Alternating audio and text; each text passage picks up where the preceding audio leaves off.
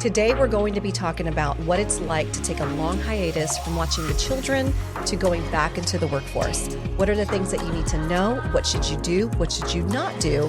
And what you should be prepared for. You don't want to miss this.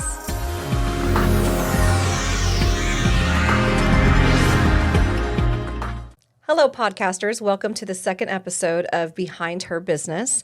Today, we have a topic I'm very excited about.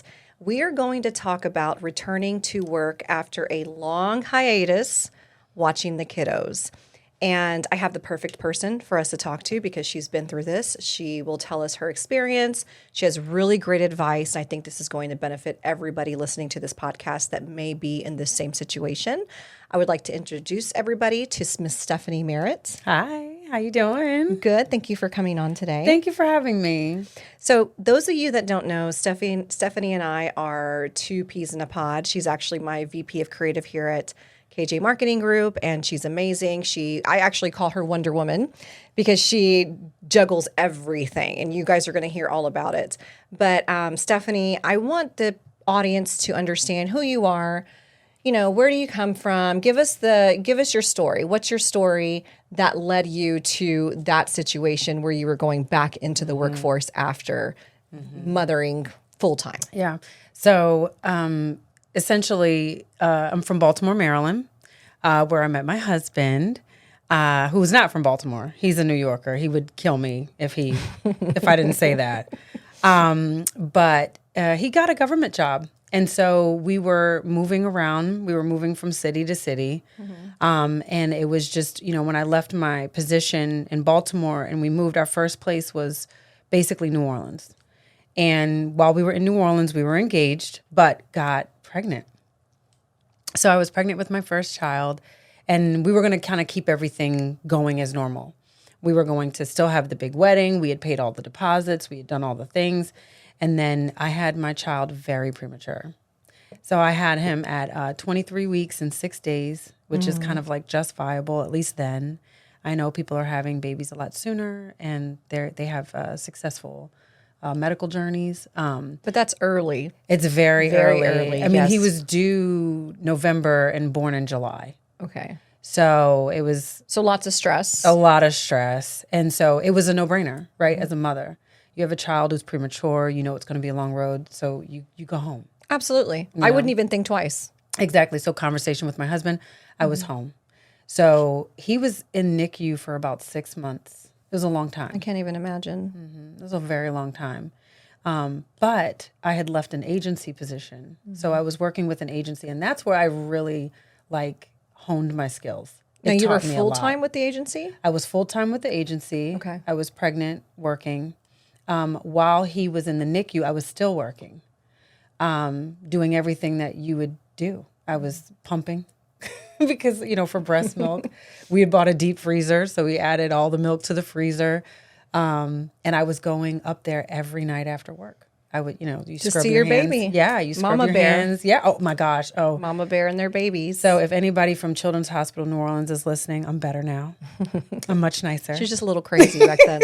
I was a little bit crazy at the time. First child, it was nuts. Well, the funny thing is with the first child, you're overprotective anyways. So, I mean, I can only imagine being in that situation.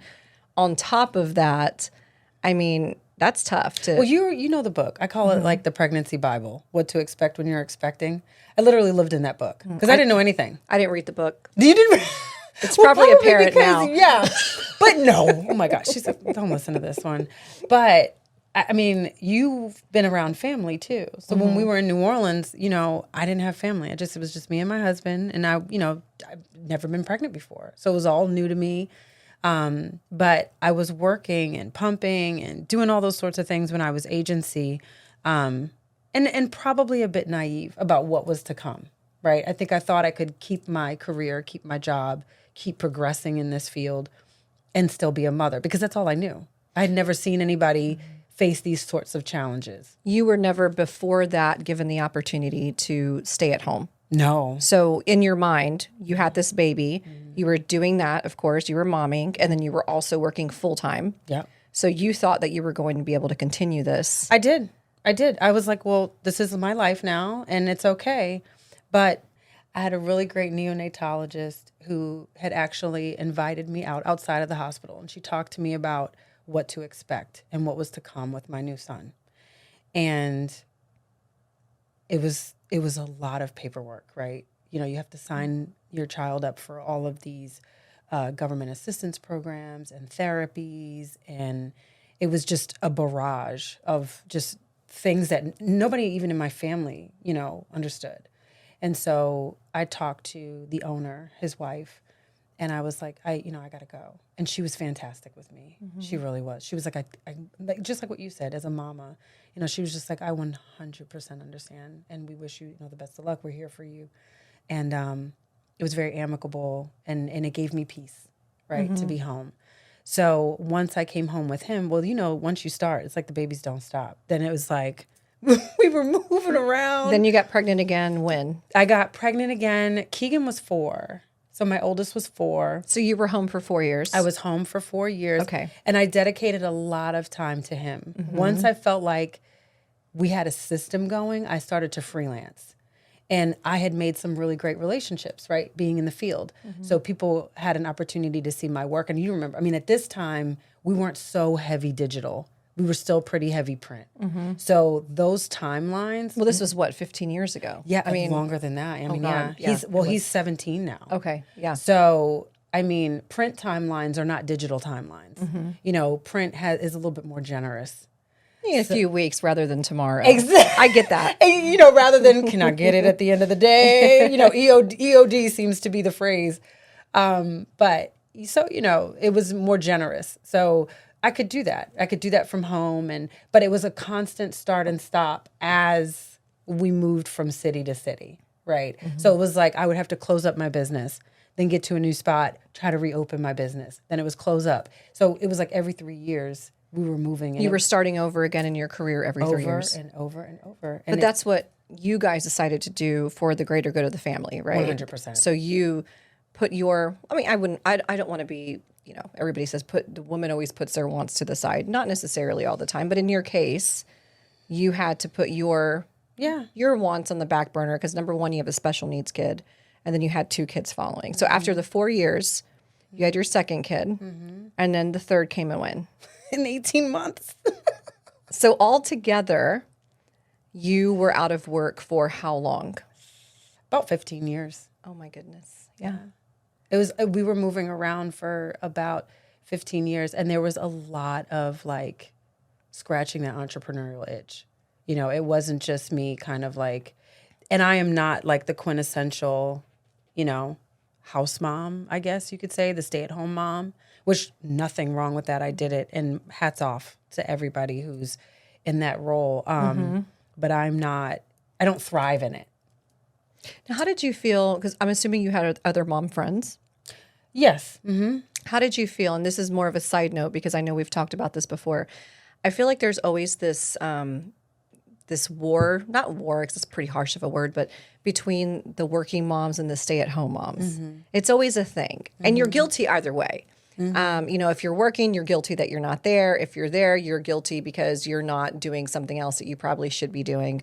So I do feel like we as women need to give each other grace on both ends of that because it's hard both ways. Did you experience that when you were home for 15 years? I'm pretty sure some of the mom friends you had worked. What was that like? You hit the nail on the head. Grace, ladies. Yes. Grace. Give yourself grace. Grace because you're a human being growing, learning. Yep. You weren't a mom until you had a child, that you were caring for. And I know we're all in different situations, when it comes to children. But as a stay-at-home mom who struggled to get her business going, I was in this weird kind of flux, right? Mm-hmm. So it was like I felt guilty when I would devote the time, or if I tried to put the kids in like a Mother's Day out or some sort of daycare, because I'm home. And then you feel like, well, maybe it's a waste of money. Yes. Or you feel the pressure to produce the income because you're taking these steps. So there's pressure that comes from multiple angles. Yes. And then you've got people with opinions. And your husband has one for sure. Oh, absolutely. Right? Absolutely.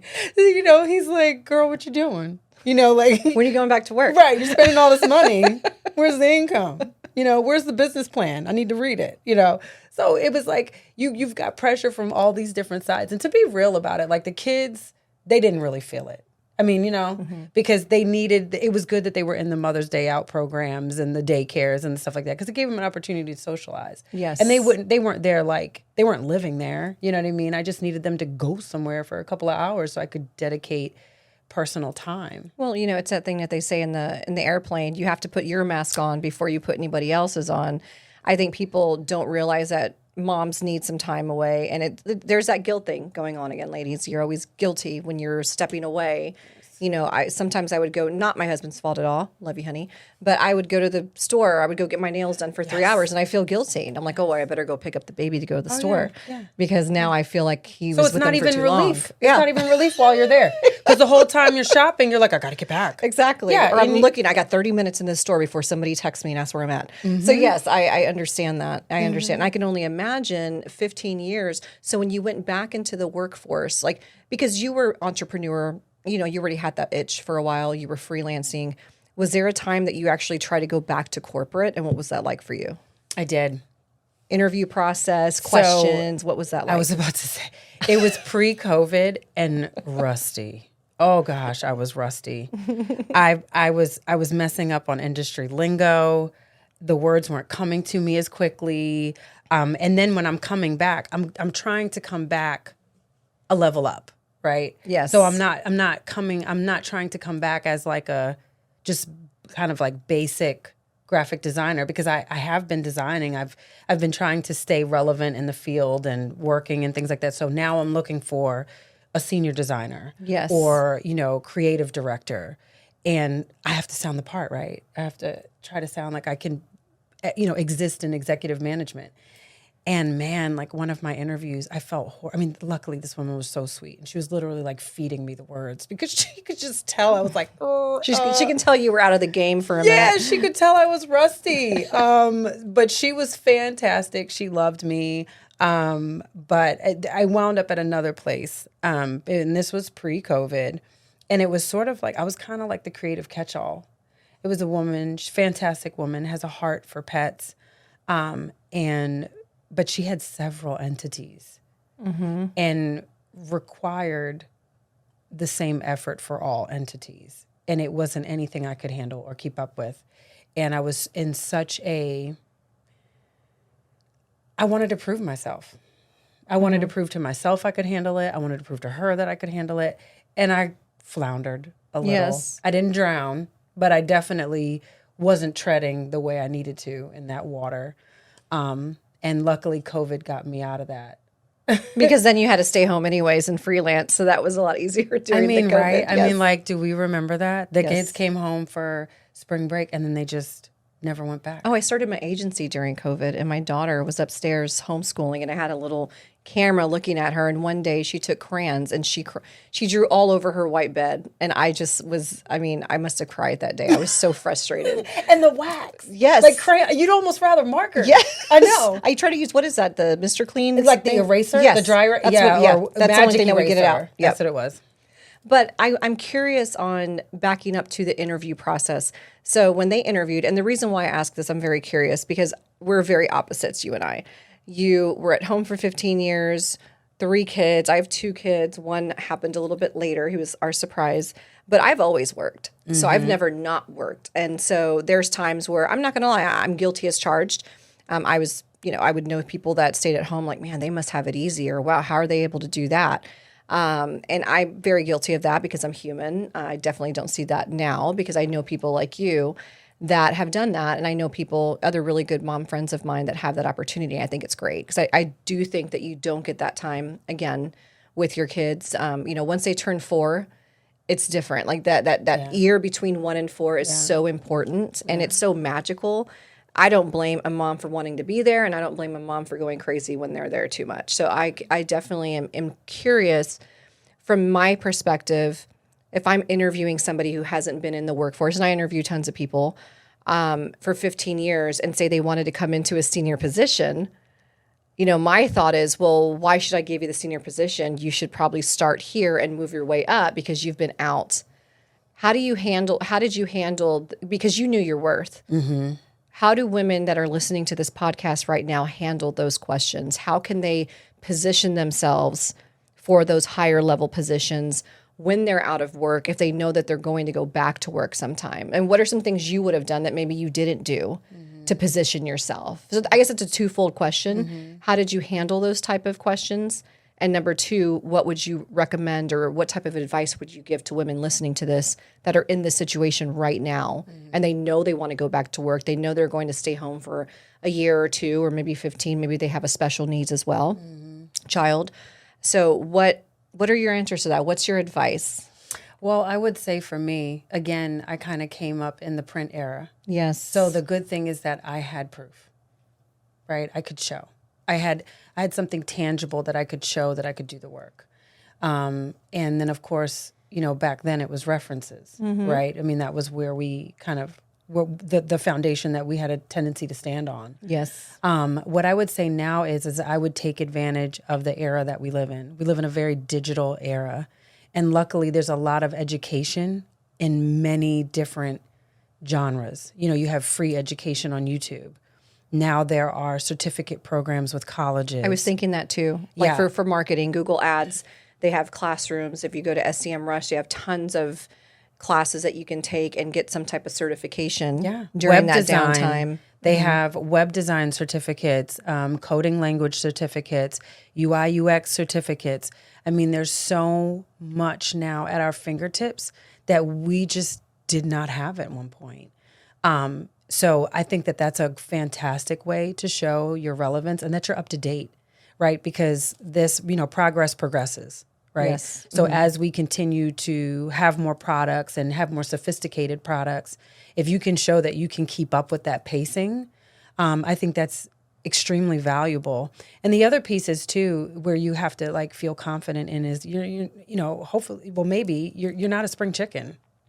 You've done a little bit before. Yeah, you have some experience. You and I are Gen Xers, right? Yes. So best generation. High five. Yes. So the good thing about Gen Xers is that we're sort of like the masters of none. We could handle many things at one time. I mean, my gosh, stress didn't really. It was just normal. Yeah. Yeah. We're kind of like the dysfunctional functioning generation, but we've done so many different things. And I think that is a valuable asset in this marketplace now. Whereas we have a tendency to sort of be one-trick ponies and, to kind of piggyback, because you know how much I love sports. Yes. I'm a sports mom. Okay, I'm the quintessential sport. I've got the big truck. I'm getting into this. Yeah. I'm starting to understand everybody now. Yes, she's like a rookie. I always thought sports moms were so weird. I'm like, really? And now I get it. I am becoming one of you. We are weird and we like it. It's true. It's very true. I mean, I was at the football game for junior high just the other day, just like yelling and screaming. But, I've got the big truck. I've got, it's always filled with, fold up chairs and wagons, and I've got all the coolers. I've got all the things. And so, but what I will say is one of the things that I struggle with in watching my child kind of go through sports is that they all have training. They all have this very sports specific training. Mm-hmm. So they're not kids who play basketball, baseball, football, all the different sports. It's like, oh, I'm a baseball kid. Yes. And they do all of this training, and then the sports go all year round. I mean, if you're not in Texas, that's probably not your experience. But here in Texas, the weather has a lot to do with it. We can be outside all year round. Oh, yes. So it's not like in the Northeast where there has to be a season, because if it's an outdoor sport, it has to end. We're not playing in the snow. Mm-hmm. So here, though, you can literally play football all year round if you want to. And so I feel like it puts our kids at such a disadvantage when parents don't diversify their experience in all the different sports. Kids are experiencing burnout. Mm-hmm. I think that may be a source of some depression, because now they feel the weight of everything because it's the only thing that they have to focus on. It can be the same. right? It can kind of be the same. Like, be good at many different things, right? Yes. And bring all those things to the table. I think try different things, but be really good at one. That's how I feel. I feel like, my daughter's tried many things. She's tried the tennis. She tried soccer. That didn't work out too well.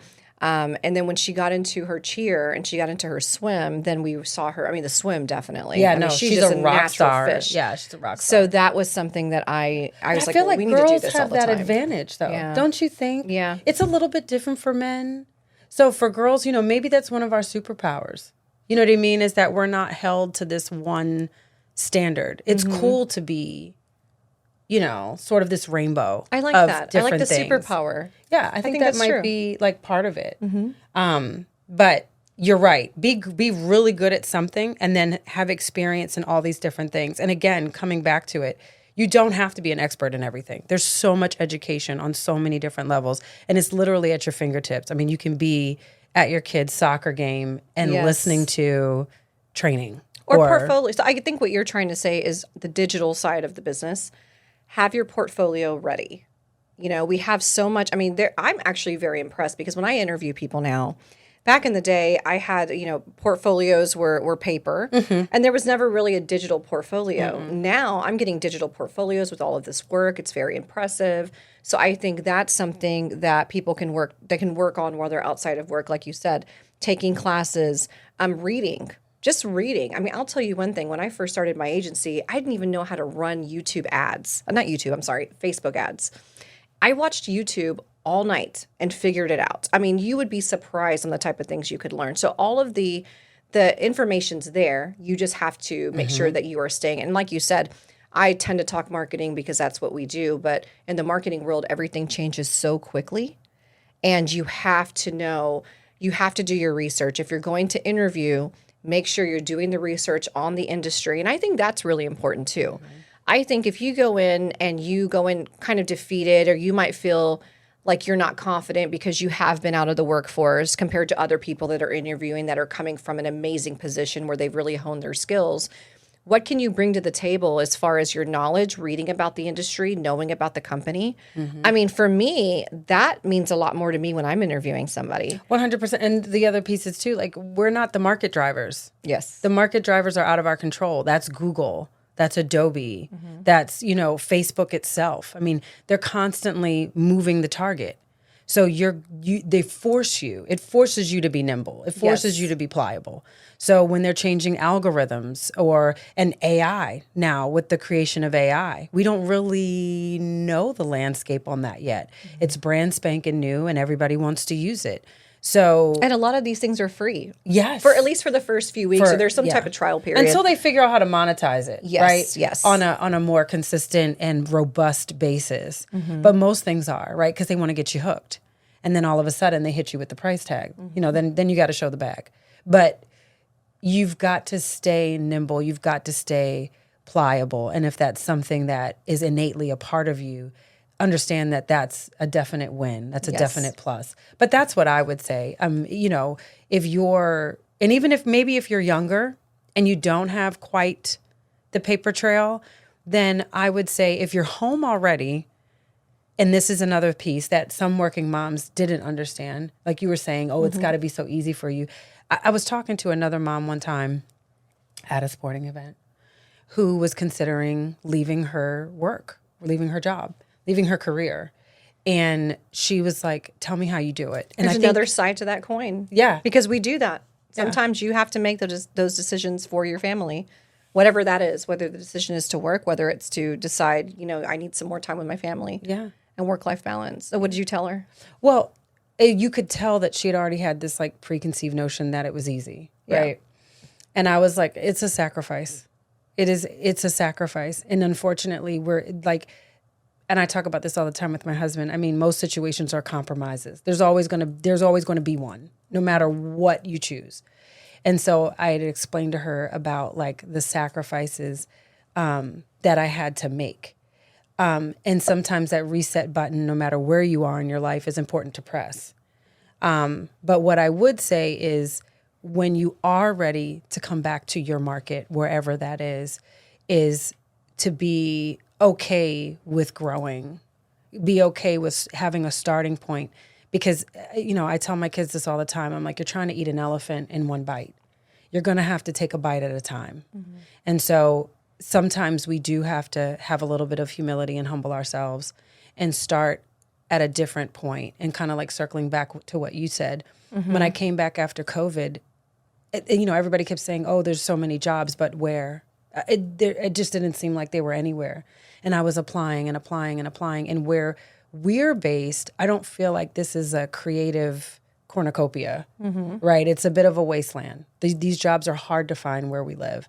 And so I even had a tough conversation with my husband of like, maybe we need to move a little bit closer to the city where there's more jobs for me. Yes. There's more opportunities more for me. industries, more positions, 100%. more growth.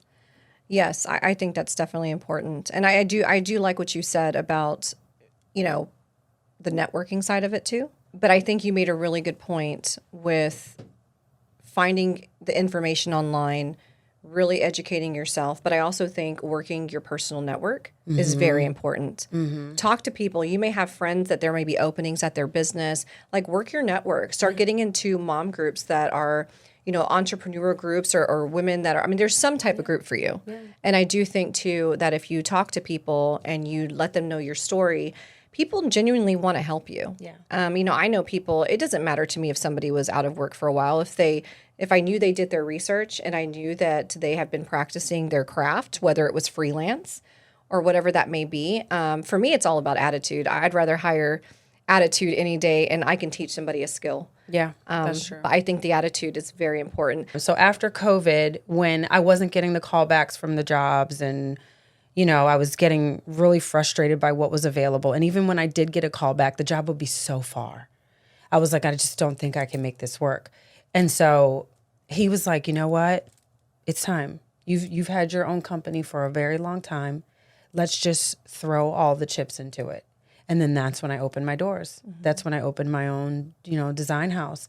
And kind of coming back to that education, for products that I didn't feel as confident in, at least to monetize them, I contacted that soft network. And I said, hey, let me do this for you for free.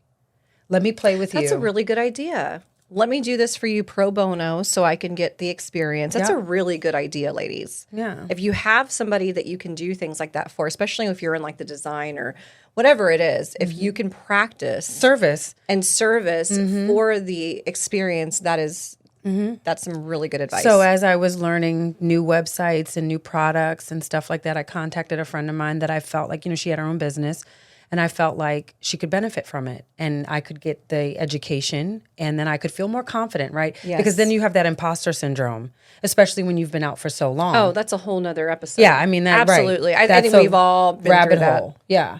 So it was like, that would kind of quell some of that. You don't feel that quite as strongly. And somebody gets, some decent work because at the core, you're a professional. Right? Yes. So no matter what you do, you're sort of approaching everything from that professional standpoint, and you want to provide a good product, at least to the best of your ability.